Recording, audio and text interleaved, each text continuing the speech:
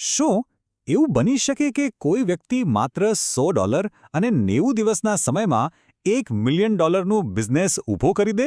વેલ, આજે આપણે એક એવા જ રિયલ લાઈફ બિઝનેસ એક્સપેરિમેન્ટનું ઊંડાણપૂર્વક વિશ્લેષણ કરવાના છીએ. ચાલો જોઈએ કે આની પાછળની હકીકત શું છે. કોઈપણ મોટા બિઝનેસની શરૂઆત ક્યાંથી થાય છે? આ કિસ્સામાં શરૂઆત થઈ ફક્ત $100થી. હા, બસ એટલાથી જ.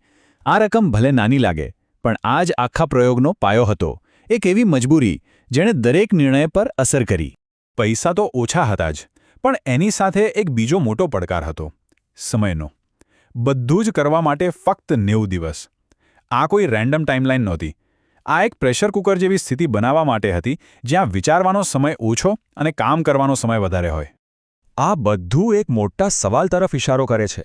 શું સાચે જ એકદમ કંટ્રોલ્ડ પરિસ્થિતિમાં બિઝનેસની સફળતાને એક ફોર્મ્યુલાની જેમ બનાવી શકાય છે?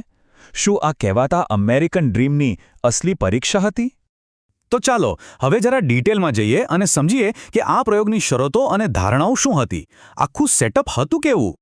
આ પ્રયોગના સેન્ટરમાં હતા ગ્લેન સ્ટર્ન્સ, અને એમની સ્ટોરી કોઈ ફિલ્મથી ઓછી નથી.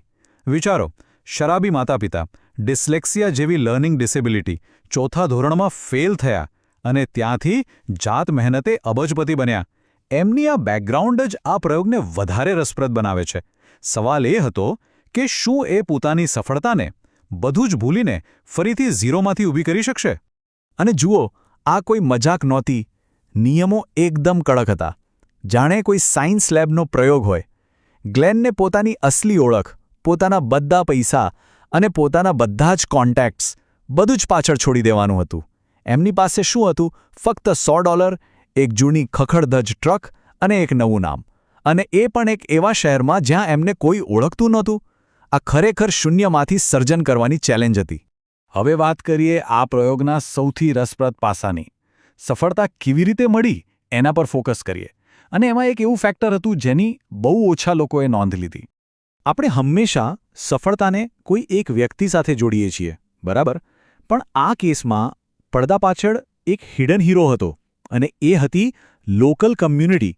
ખાસ કરીને ગેનેન યુનિવર્સિટીનું સ્મોલ બિઝનેસ ડેવલપમેન્ટ સેન્ટર, એટલે કે SBDC. આ એક એવું પરિબળ છે જેની લોકો વાતો નથી કરતા, પણ અહીં એક ગેમ ચેન્જર સાબિત થયું. તો આ SBDCએ કર્યું શું? વેલ, આ કોઈ ખાલી સલાહ સૂચન નહોતું. એમણે ગ્લેનને પ્રેક્ટિકલ મદદ કરી. માર્કેટ કેવું છે એનું ડીપ રિસર્ચ આપ્યું, કોમ્પિટિશનમાં કોણ કોણ છે એનું એનાલિસિસ આપ્યું, અને આ બધા ડેટાના આધારે ગ્લેનના આઈડિયાને એક નક્કર બિઝનેસ પ્લાનમાં ફેરવ્યો. મતલબ કે આ માત્ર મોટિવેશન નહોતું, આ સ્ટ્રેટેજી હતી. હા, એ વાત સાચી કે ગ્લેન સ્ટર્ન્સમાં કંઈક ખાસ હતું જ. SBDCના કન્સલ્ટન્ટ રિચાર્ડ માકોવસ્કીએ પણ કહ્યું કે એમનામાં એ ઇટ ફેક્ટર હતું. પણ અહીં સમજવા જેવી વાત એ છે કે એ ઇટ ફેક્ટરને જ્યારે સાચા સપોર્ટ સિસ્ટમનો સાથ મળ્યો ત્યારે જ જાદુ થયો. સારું, તો પ્રોસેસ તો સમજી લીધી, પણ પરિણામ શું આવ્યું? શું આ પ્રયોગ માત્ર નંબર્સની ગેમમાં સફળ થયો, કે પછી એનું સાચું મૂલ્ય કંઈક અલગ જ હતું? તો 90 દિવસ પૂરા થયા, અને મોટો સવાલ: શું એ સફળ થયા? ટેકનિકલી કહીએ તો ના. બિઝનેસનું વેલ્યુએશન $1 મિલિયન સુધી નહોતું પહોંચ્યું. પણ વાર્તા અહીં પૂરી નથી થતી. હકીકતમાં અહીંથી તો શરૂ થાય છે. એક્સપર્ટ્સે એને ફેલિયર નહીં, પણ એક હાઈ પોટેન્શિયલ એસેટ ગણાવી. જે એક્સપર્ટે વેલ્યુએશન કર્યું એનું એનાલિસિસ કમાલનું હતું. એમણે કહ્યું કે ભલે અત્યારે વેલ્યુ ઓછી હોય, પણ બિઝનેસનો પાયો એટલો મજબૂત છે કે એક સાચી ડાયવર્સિફાઈડ બિઝનેસ સ્ટ્રેટેજી સાથે એ બહુ જ જલ્દી $1 મિલિયન આંકડો પાર કરી શકે છે. આનો સીધો મતલબ એ હતો કે 90 દિવસમાં શું બન્યું એના કરતાં હવે શું બની શકે છે એ વધારે અગત્યનું હતું.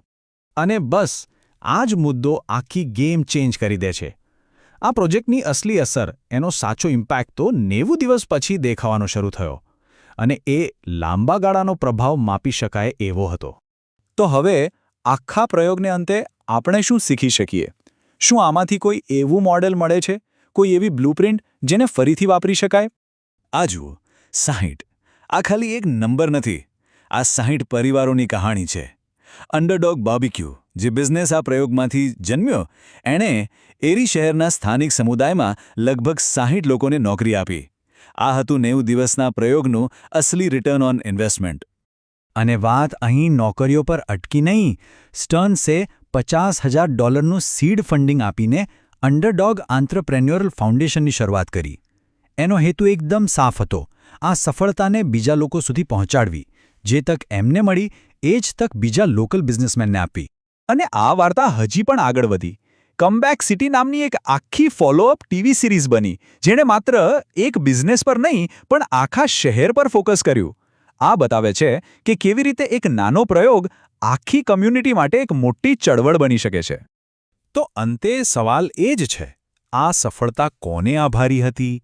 એક અબજોપતિના અતૂટ જુસ્સાને? કે પછી આસપાસ રહેલા સંસાધનોનો સ્માર્ટ રીતે ઉપયોગ કરવાની કળાને? આ પ્રયોગ આપણને એ વિચારવા મજબૂર કરે છે કે કદાચ સફળતા એ નથી કે તમારી પાસે શું છે, પણ એ છે કે તમારી પાસે જે કંઈ પણ છે એનો તમે કેટલો સારો ઉપયોગ કરો છો.